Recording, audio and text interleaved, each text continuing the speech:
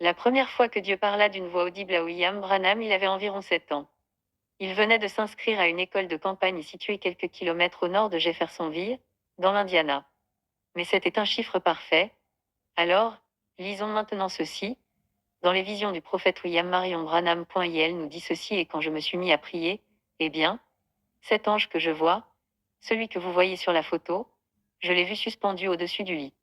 Et la Bible nous dit ceci, notamment, dans le livre de l'Apocalypse, Apocalypse 20h9, et ils montèrent sur la surface de la terre, et ils investirent le camp des saints et la ville bien-aimée.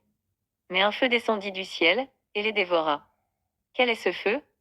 Il dit: eh bien, j'ai étendu le bras, je lui ai pris la main. J'ai dit: me oignant actuellement elle vit à New Albany, elle et son mari, sa famille. Et j'ai dit: me oignant, le Seigneur Jésus m'a envoyé, et il m'a dit avant que je vienne de prier pour vous, et que vous alliez être rétablis. Ce feu descendu du ciel, c'est le Seigneur Jésus-Christ. Et maintenant, il nous vient précisément de la 7e dimension. Parce qu'il s'agit là de l'ange de l'Église. Le Saint-Esprit qui est Dieu est un ange.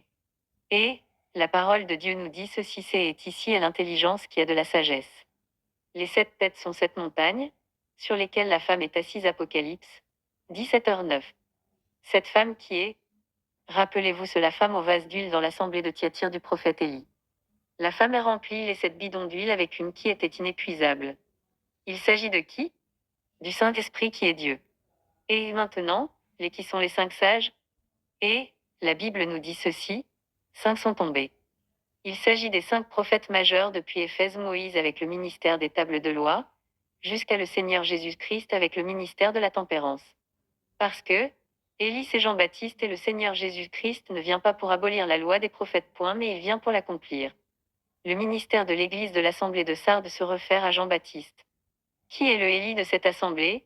Cependant eu à Sardes quelques hommes qui n'ont pas souillé leurs vêtements, ils marcheront avec moi en vêtements blancs, parce qu'ils en sont dignes. Apocalypse, Jean-Baptiste. Qui est le Élie de cette assemblée?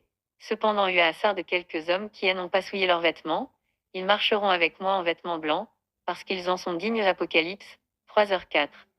Maintenant, Élie qui est un prophète doit avoir une puissance, et le prophète William Marion Branham nous dit ceci: alors Satan m'a parlé. Il a dit: si tu la laisses toucher le sol, elle va se casser le cou en descendant de ce lit élevé. J'ai eu peur pendant un instant, mais j'avais toujours su que ces visions, je ne savais pas ce que c'était à l'époque, ce qu'elle m'avait dit était toujours juste.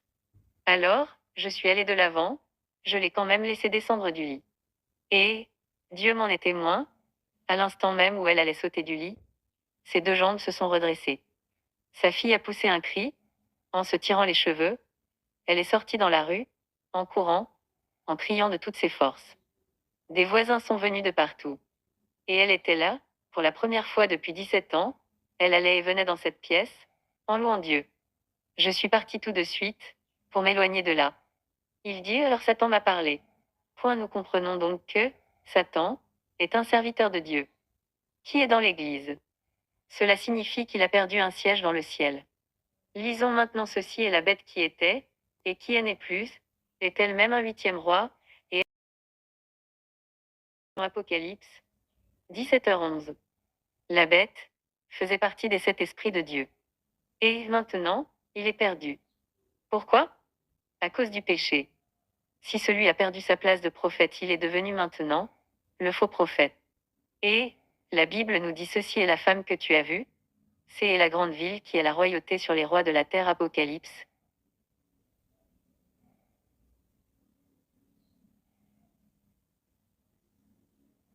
17h18.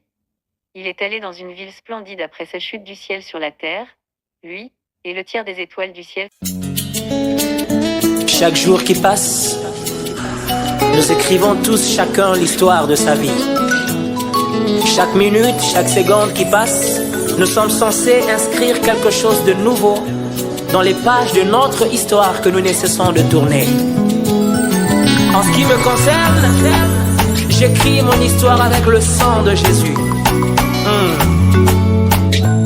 Sokilelo ekomelinga etema kamwe ingelinga et qu'il s'est avéré qu'un cas similaire au mien n'a jamais eu lieu. Même pas dans la Bible, je n'y ai trouvé à qui me référer pour mon cas. Oh mon âme, souviens-toi, Dieu n'a pas fini d'écrire sa Bible. Il a une histoire à écrire avec moi. Oh mon âme, souviens-toi, Dieu n'a pas fini d'écrire sa Bible. Il a une histoire à écrire avec moi. Yes. Oh mon âme, souviens-toi, les bontés de l'Éternel ne sont pas épuisées. Oh mon âme, souviens-toi. Oh mon âme, souviens-toi, les bontés de l'Éternel ne sont pas épuisées. Il y a encore de... Pour vous amener à la repentance, mais celui qui vient après moi est plus puissant que moi, et je ne suis pas digne de porter ses souliers. Lui,